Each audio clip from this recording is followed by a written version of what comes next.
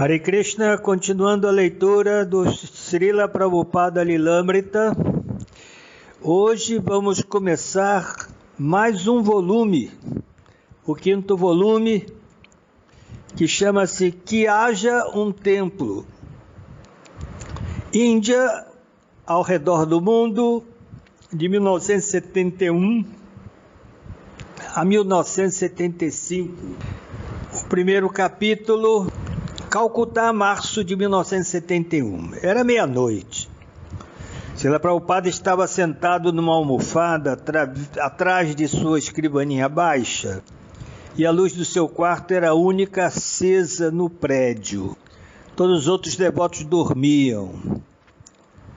Na escrivaninha à sua frente via-se o ditafone e um volume do Srimad Bhagavatam com comentário bengali. Uma pequena moldura com a foto de seu mestre espiritual Bhaktisiddhanta Sarasvati estava posicionada entre dois pequenos vasos de rosas e ásteres. No chão, para além da escrivaninha, estava a ampla esteira coberta com um tecido de algodão branco, onde poucas horas antes sentaram-se devotos e visitantes. Mas agora ele estava sozinho. Embora costumasse ir se deitar às 10, levantando-se 3 ou 4 horas mais tarde para traduzir, nesta noite ele não descansara, e seu Bhagavatam jazia fechado, seu ditafone coberto.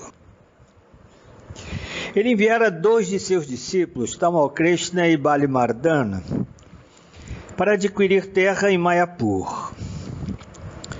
Entretanto, após 6 dias, eles nem retornaram, nem mandaram notícias. Ele dissera-lhes que não voltassem enquanto não concluíssem a transação, mas 6 dias eram mais do que suficientes. Estava ansioso, constantemente pensando em seus 2 discípulos. Surgiu uma brisa transportando a fragrância de árvores de ninho através da janela aberta. A noite tornava-se fresca e Prabhupada usava um chadar leve ao redor dos ombros. Absorto em pensamentos, recostado na almofada branca, prestava pouca atenção às visões familiares em seu quarto. Uma moringa com água potável estava a seu lado e um vaso de tula se assentava-se sobre um pequeno pedestal de madeira. A eletricidade desligada a maior parte do dia e da noite agora estava ligada, e as mariposas e outros insetos voavam ao redor da lâmpada situada acima. Uma lagartixa patrulhava o teto, vez por outra, arremessando-se para perto da lâmpada para capturar um inseto. Por que Tamal Krishna e Bali Mardana demoravam tanto? Era mais do que uma simples espera de 6 dias. Há anos que ele vinha tentando obter terras em Mayapur. E desta vez as perspectivas eram excelentes.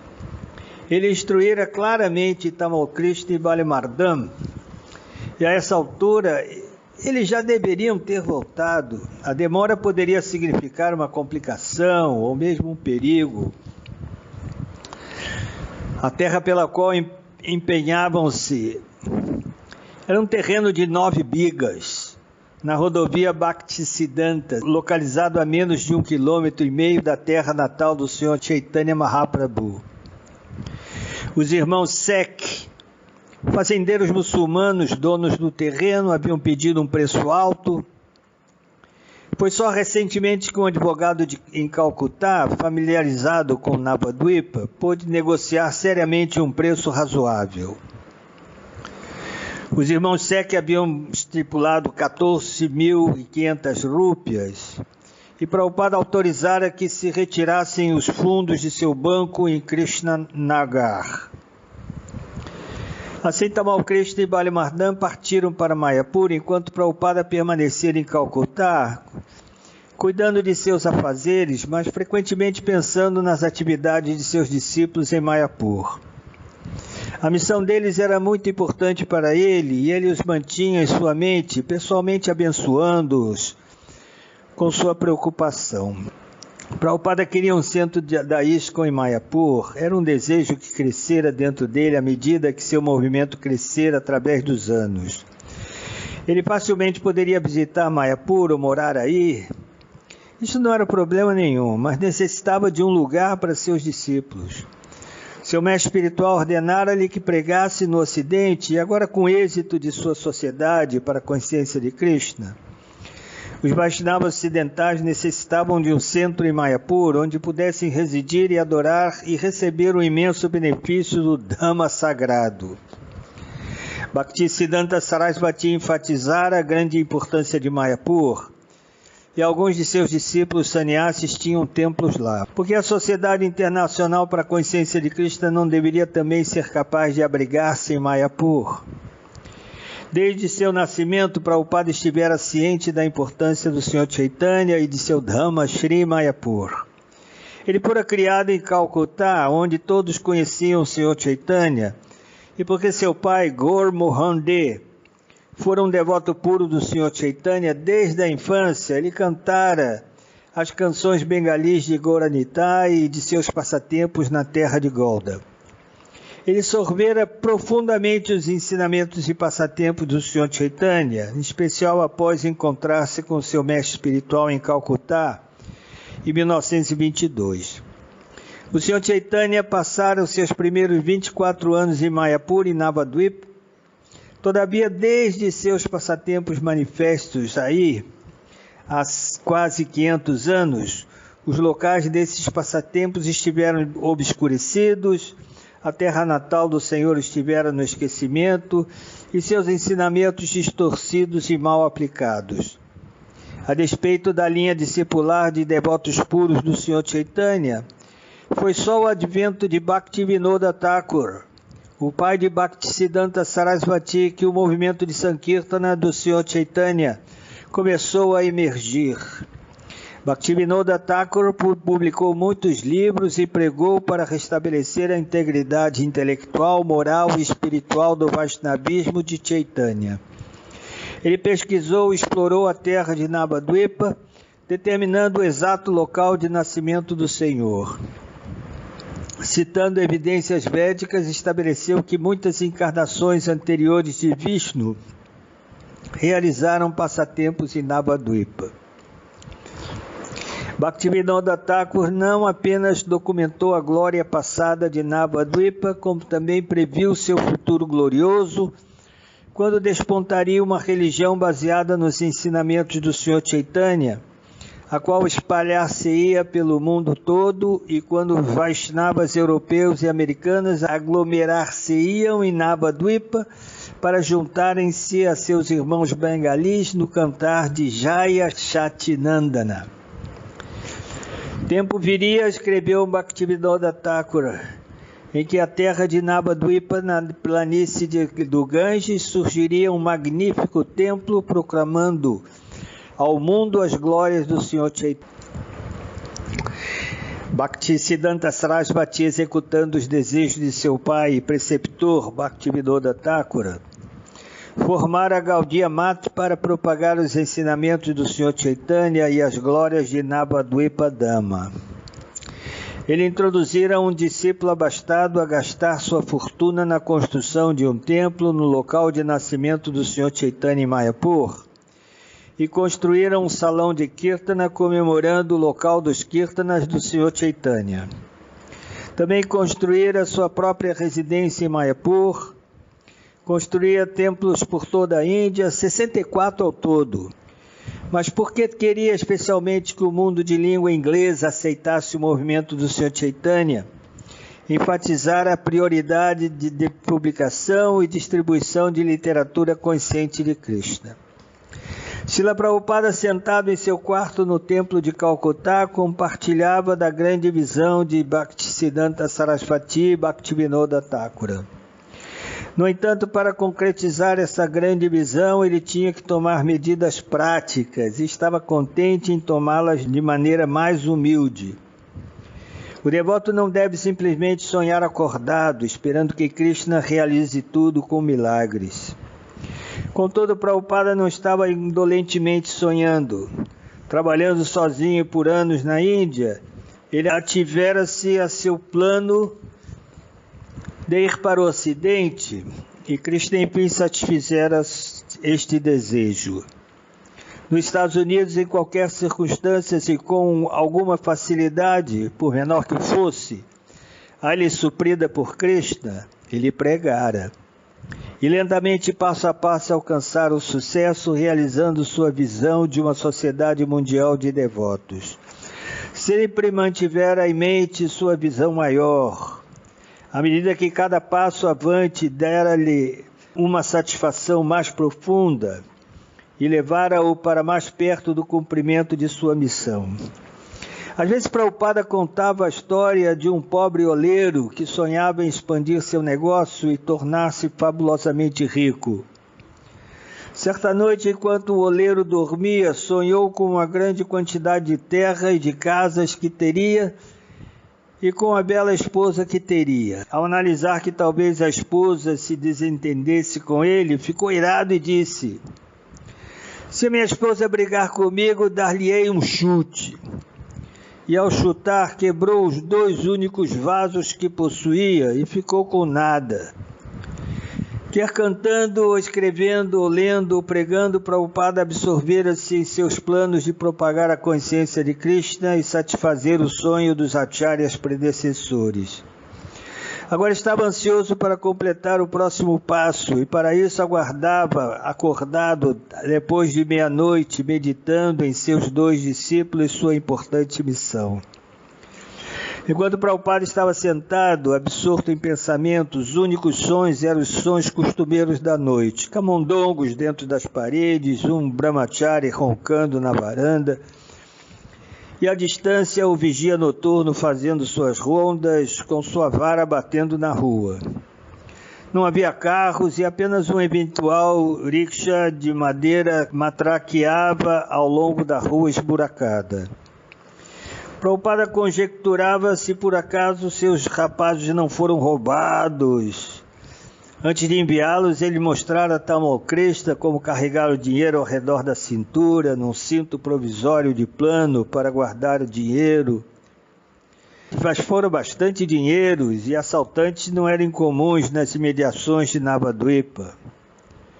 Ou talvez houvera alguma outra demora. Às vezes, em negociações de terra que envolvia grandes somas de dinheiro, a corte exigia que um escrivão registrasse a denominação e o número de séries de cada nota trocada. Ou talvez o trem se quebrara. Subitamente Prabhupada ouviu passos na escada. Alguém abriu a porta de fora e agora caminhava ao longo da varanda, bem do lado de fora. Uma leve batida. Sim, quem é? Perguntou Prabhupada. Tamal Krishna entrou e prostou-se perante Srila Prabhupada. Então, perguntou Prabhupada, quais são as novas? Tamal Krishna ergueu os olhos triunfantemente. A terra é sua. Prabhupada recostou-se com um sorriso. Tudo bem, disse ele. Agora vocês podem descansar. Londres, agosto de 1971. Prabhupada solicitara ao comissário superior indiano para o Reino Unido que requeresse o comparecimento em Mayapur da primeira-ministra Indira Gandhi para assistir à cerimônia vindoura em que a ISKCON faria o lançamento da pedra fundamental. Prabhupada já instruíra todos os seus secretários de GBC a comparecerem à cerimônia e pedira que os devotos convidassem muitos cidadãos proeminentes de Calcutá. Escrevendo a seus discípulos na Índia, disse que se não pudessem conseguir a vinda de Indira Gandhi, deveriam pelo menos trazer o governador da Bengala, Shri S.S. Dhawan. Nesse interim, Prabhupada encontrava-se em Londres com vários de seus discípulos experientes em arquitetura e planejamento. Queria que eles traçassem os planos para seu projeto de Mayapur. Naranarayana construíra carros de Rath-yatra e projetara interiores de templo. Ranchora estudara arquitetura e Bhavananda fora um desenhista profissional, mas o próprio Prabhupada concebeu os planos para os prédios de Mayapur. Então disse a seu comitê, formado por 3 homens, que providenciassem esboços e um croquis de arquiteto. Ele imediatamente começaria a levantar fundos e conseguir apoios na Índia para o projeto. Para os devotos que ouviam os planos de Prabhupada, esses pareciam então o mais ambicioso projeto da ISKCON. Enquanto fazia suas caminhadas matinais na Praça Russell, Prabhupada apontava para diversos prédios e perguntava qual a altura deles. Enfim, ele anunciou certa manhã que o principal templo de Mayapur deveria ter mais de 92 metros de altura. Disse que as enchentes da monção de Mayapur e o solo arenoso criariam dificuldades ímpares e que ter-se-ia de construir o prédio sobre um alicerce especial, uma espécie de jangada flutuante.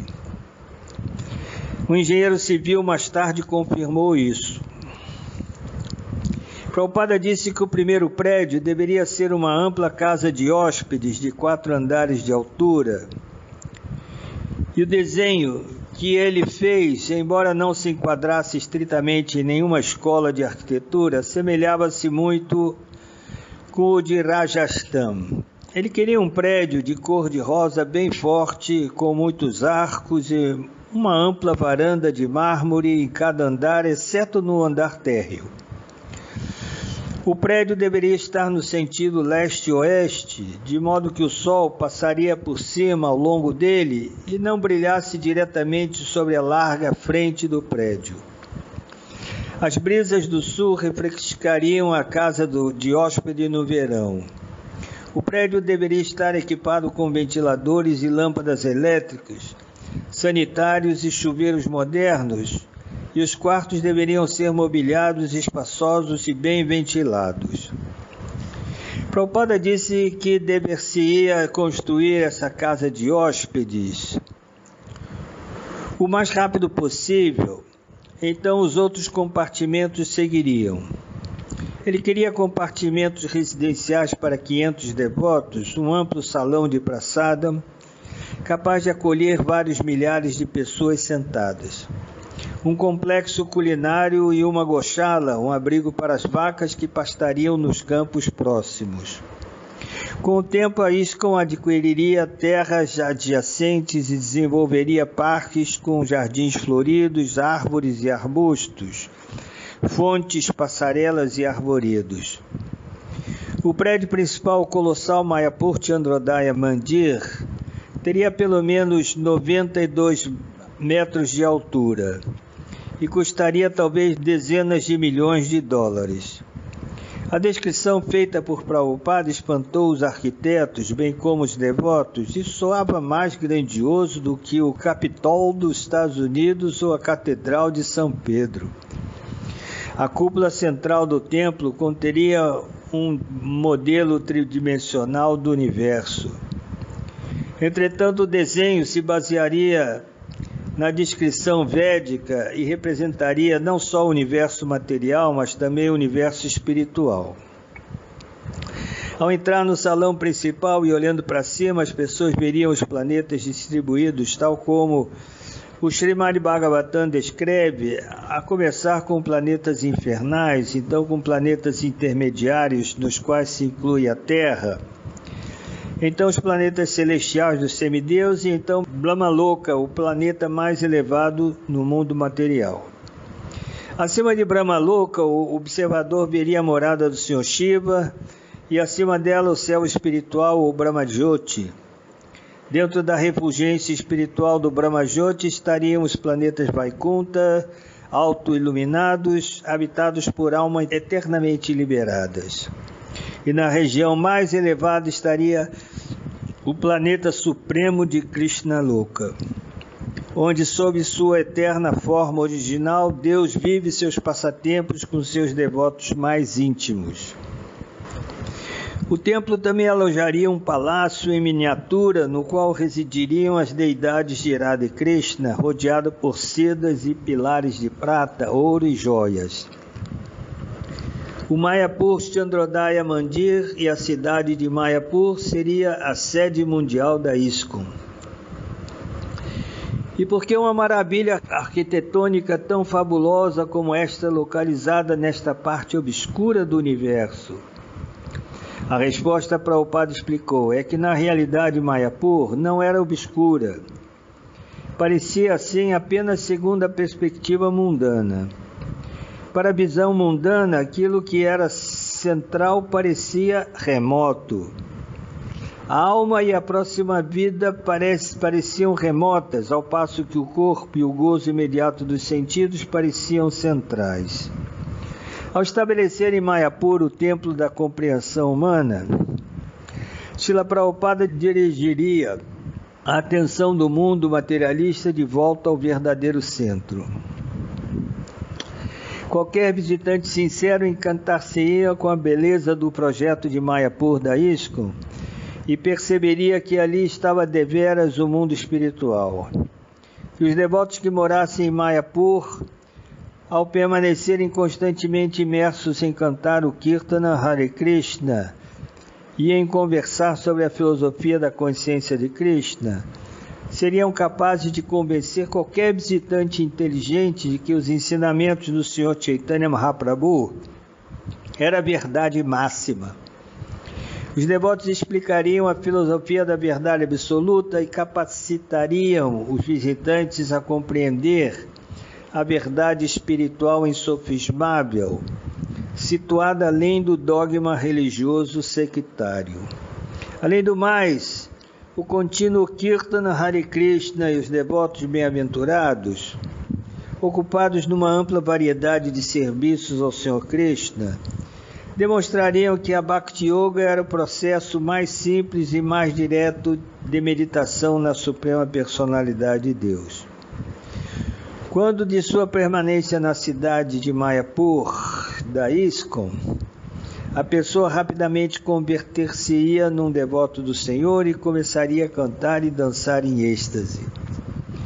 Srila Prabhupada estava demonstrando como, por meio de Bhakti Yoga, o mundo poderia ser espiritualizado ao vincular as coisas materiais com Krishna, a Suprema Personalidade de Deus.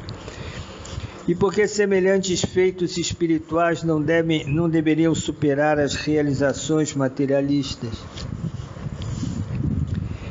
Prabhupada ficou sentido ao saber, por intermédio do superior comissário indiano, que a primeira-ministra não poderia comparecer à cerimônia de lançamento da pedra fundamental em Mayapur.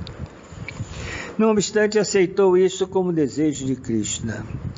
Ele disse que convidaria um Vaishnava proeminente para oficiar, ou ele próprio poderia fazer isso. Em suma, escreveu ele, era desejo do Sr. Chaitanya que um Vaishnava lançasse a pedra fundamental, ao invés de pedir para que algum homem ou mulher materialista realizasse o trabalho sagrado. A monção chegou e o Ganges transbordou, inundando toda a propriedade da ISKCON em Mayapur. Achyutananda Swami construíra uma cabana de palha e bambu, onde se esperava que Prabhupada logo se abrigasse, mas as águas subiram tanto que forçaram Achyutananda Swami a morar nas armações de bambu. Ele escreveu a Prabhupada dizendo que se não fosse pela rodovia Bhaktisiddhanta, os danos teriam sido alarmantes. Prabhupada respondeu, sim, fomos salvos pela rodovia Srila Bhaktisiddhanta. Sempre esperaremos ser salvos por sua divina graça, Srila Bhaktisiddhanta Sarasvati Goswami Maharaj Prabhupada. Nunca deixe de orar a seus pés de lótus. Todo o êxito que tivemos ao pregar a missão do Sr. Chaitanya mundo afora deve-se exclusivamente à sua misericórdia.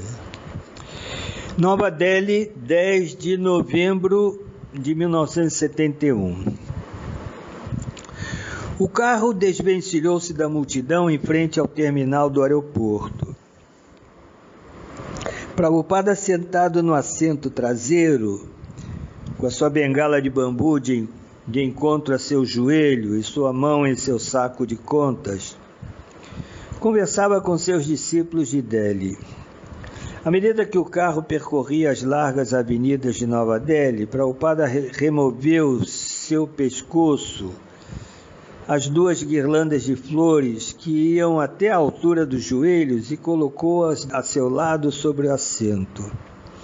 Era meio-dia e o clima de novembro era agradável. Prabhupada chegara de Calcutá bem a tempo de participar dos 10 dias do festival de Pandal da ISKCON, que começaria no dia seguinte. Um dos devotos mencionou o quão condigno fora o prefeito de Nova Delhi, o Sr. Hansraj Gupta, ter saudado Prabhupada no aeroporto. Prabhupada sorriu. Em sua palestra perante o prefeito Gupta e um grupo reunido no aeroporto, Prabhupada explicara o dever da Índia de realizar trabalho beneficente para o resto do mundo. Ele também descrevera como, aos 25 anos de idade, encontrara-se com seu Guru Maharaj e então recebera a ordem de levar a mensagem do Sr. Chaitanya para o mundo de língua inglesa.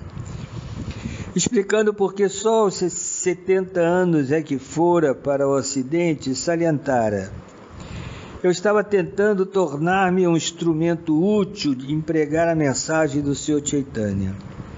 Agora necessitava-se de centenas de milhares de pregadores, já que o movimento para a consciência de Krishna propagava-se por todo o mundo. E os negros também estão dançando, disse Prabhupada, e eles estão perguntando ao povo indiano: por que vocês e os swamis não nos dão esse método sublime? Delhi era a terceira cidade indiana que Prabhupada visitava desde que regressara da África há um mês. Sua primeira parada, Bombaim, começara de maneira desastrosa. Shyama-Sundara negligenciara em levar o cartão de vacina de Srila Prabhupada, de modo que os funcionários de imigração negaram a entrada de Prabhupada na Índia, deixando-o 10 dias de quarentena no hospital do aeroporto de Bombaim. Confinado a uma suíte com uma varanda adjacente com vistas para um jardim, Prabhupada conformara-se a uma esfera mais limitada de atividades. Mesmo assim, cada manhã após o desjejum, ele dialogara com Shyama-Sundara sobre certos influentes filósofos ocidentais.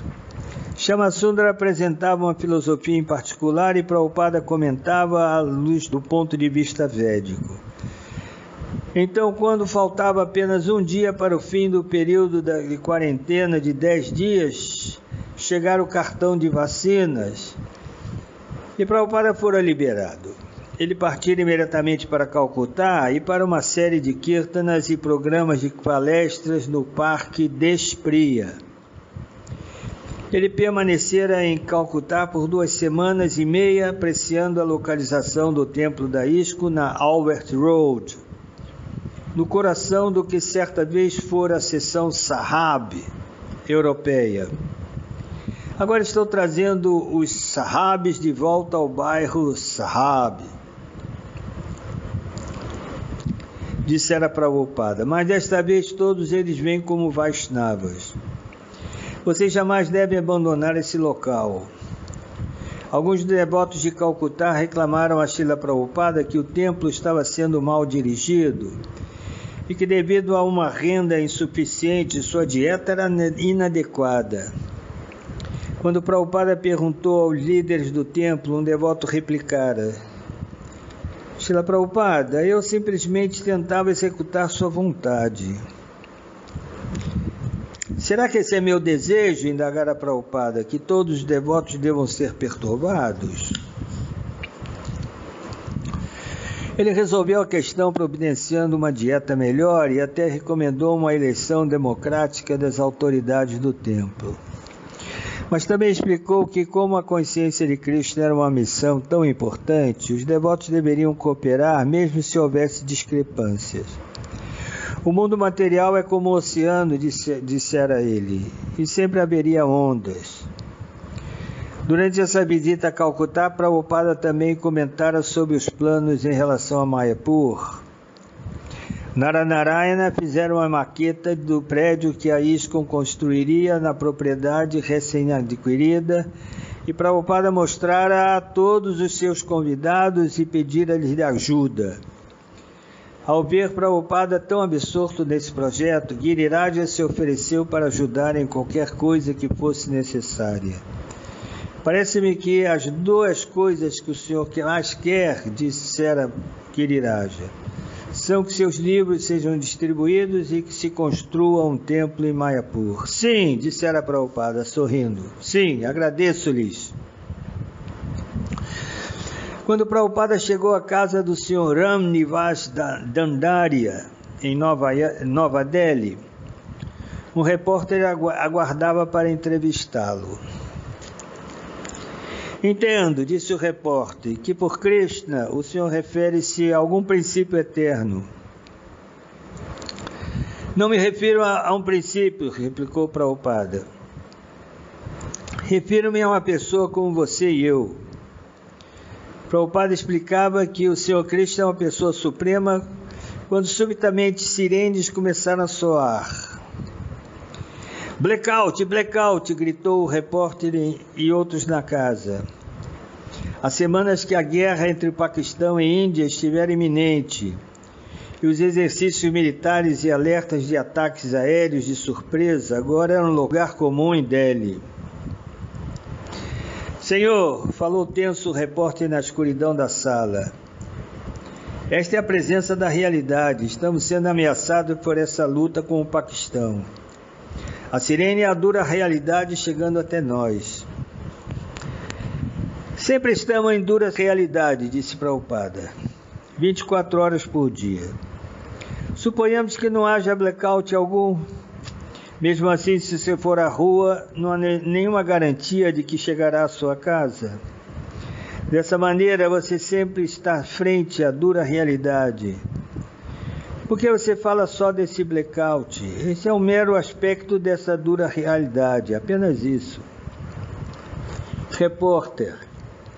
Sim, mas no momento, Prabhupada, você não percebe que está frente à dura realidade 24 horas por dia? Padam, padam, yad vipadam. Há perigo a cada passo. Repórter. Eu sei, senhor, mas esse perigo é coletivo, nacional. O senhor tem algo a oferecer-nos como remédio? Prabhupada. A consciência de Cristo é nosso único remédio. Adote esse processo e você será feliz. Repórter. Senhor, acho que alguém deve ir ter com Yahya Khan, o presidente do Paquistão. Prabhupada. Que benefício você obterá indo até Yahya Khan? Repórter. Alguém está esperando só para matar-me. Prabhupada. Suponhamos que Yahya Khan não o mate. Você estará a salvo. Então de que adianta ir ter com Yahya Khan? Você morrerá hoje ou amanhã. Se você quer salvar-se, então vá a Krishna. É essa a nossa proposta. Mesmo que você vá até Yahya Khan e ele não lute, você quer dizer com isso que então viverá para sempre? Qual a vantagem de adular Yahya Khan? Adule a Krishna, pois só assim você poderá salvar-se perpetuamente. Por que você não faz isto? Repórter. Eu só estava pensando em termos de segurança coletiva. Posso ver seu ponto, Prabhupada. Você deve saber que está sempre em perigo. Repórter. Sim, senhor, concordamos. O falecido Einstein dizia a mesma coisa. Prabhupada. É essa a nossa posição. E Krishna diz, eu te salvarei. portanto vamos a Krishna. Por que você quer ir a Yahyakam? Repórter. Simplesmente porque ele nos está perturbando, isso é tudo. Prabhupada. Sua mente sempre o perturba o tempo todo, porque ela está sempre contigo. Seu corpo está sempre consigo. Você não está sofrendo de dores físicas, porque você não vai a Yahyakam para curar suas moléstias. Você vive em perigo, porque não entende isto, repórter. Entendemos que esse é um desastre nacional. Prabhupada. Esses são os sintomas. As pessoas tentam um tratamento paliativo para a doença. Nós estamos dando a cura suprema. Essa é a diferença. Nenhum tratamento paliativo vai ajudá-lo. Você necessita de uma cura completa. Jama karma chame divyam evam yoveti tatvataha. Chaktua deham punajama naitimam eti sorjuna. Cura significa livrar-se da repetição de nascimentos e mortes. Esse é o que queremos. Esse é o benefício da consciência de Krishna. Yam prapyanani vartante tadhama paramam mama. Caso você for a Krishna, então não precisará voltar a esse mundo material. Repórter. Senhor, minha pergunta é muito hipotética. Suponha que 100 santos puros, conscientes de Krishna, estejam meditando ou conversando juntos. E alguém aparece e atira uma bomba. Prabhupada. Aqueles que são conscientes de Krishna não têm medo de bomba. Ao ver uma bomba vindo, eles acham que Krishna desejou que a bomba viesse. A pessoa consciente de Krishna jamais teme nada. Bhayanduiti abhiniveshatasyat. Aquele que tem a concepção de que pode haver algo à parte de Krishna é temeroso. Por outro lado, aquele que sabe que tudo está vindo de Krishna não tem razão para ficar com medo. A bomba está vindo, ele diz, Krishna está vindo. Esta é a visão do devoto. Ele pensa, Krishna quer matar-me com uma bomba. Está tudo bem, serei morto. Isso é a consciência de Krishna. Quando o repórter perguntou se o Vaishnava morreria sem lutar, Prabhupada disse que o Vaishnava lutaria, mas apenas sob orientação de Krishna, e citou os exemplos de Arjuna e Hanuman. Ele continuou a explicar que a consciência de Krishna é a única solução, e o blackout terminou.